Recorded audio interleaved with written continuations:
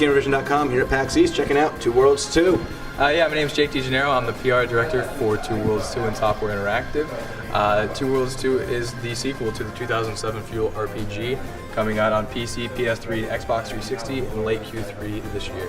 Despite kind of having polarizing critical reviews, we have a very loyal fan base and a great community that really works with us a lot as far as fine-tuning and recognizing some of the issues that we had with the first game in order to make the best RPG kind of open world experience that we could with Two Worlds 2. So it's both us wanting to finish what we started as far as a franchise, as well as is coming back and delivering to the fans of the series what they really wanted and what they deserved out of this game.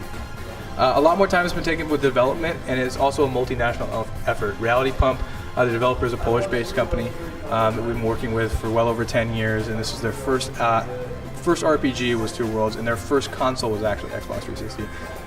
So since then, they've developed a new engine. They've got a much more robust team, and they're working very closely with their German and North American offices to make it a much more multinational product that appeals to a wider audience and has a lot more of an objective look and a lot of different flavors in it. So we have a lot of different people looking at things from different angles to really make something that's going to be appreciated by a number of different audiences and markets and things like that. And then having features that are fine-tuned, because we have different fresh sets of eyes on things all the time, so things don't get stale, routine, or members of the team don't get blinders on and kind of overlook things that they normally maybe picked up by the audience as a whole. Yeah, the Grace engine, which is the new engine, it's a proprietary engine developed by Reality Pump. For this project specifically, going into Two Worlds 2, they wanted something that they could really emphasize the studio's capacity, especially when it comes to environments, creating really rich, detailed environments with a lot of really rich, deep textures, as well as lighting, and both in terms of like really dynamic lighting with creative things as far as like the suns and torches with embers falling off them and little fireflies glowing green and actually affecting the environment. It was really allowed them to do a lot what they wanted to do with this world that they had created in this universe, and really live up to the potential and the expectations that they themselves had for their own project. The game opens several years after the end of the first game. The hero's been imprisoned by the villain from the first game, Gandahar, who makes a return.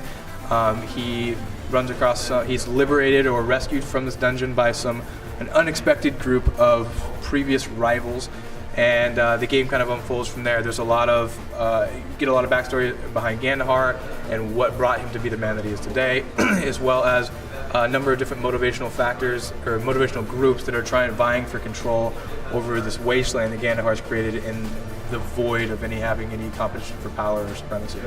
The melee combat is still very, very action-oriented, very upbeat, very fast. There's a lot of dynamic aspects of it in terms of different weapons and different weapon sets. Archery and range combat makes a return. We've really overhauled that system to make it both kind of a speed automatic system, was still within the system allowing precision shooting and everything like that. And the magic system is really where we've taken some really big steps forward with the card system from the first game. Has been really revamped to allow a level of customization that players really haven't seen from a Magic system to date. So it's something that we're really excited about, and we're getting a lot of great feedback from the community on, and we're really looking forward to unveiling in the next couple of months.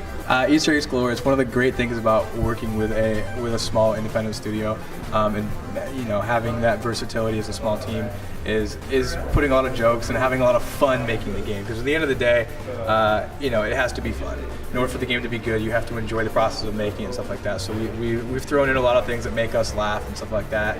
Modeled some of the characters and the names after people in the office that we all laugh about and we all get a great kick out of, but probably won't make sense to anybody else. But 20 years from now, when I look back and I look at that game, I'll be chuckling. PS3, PC, and Xbox 360 is scheduled for late Q3 of 2010.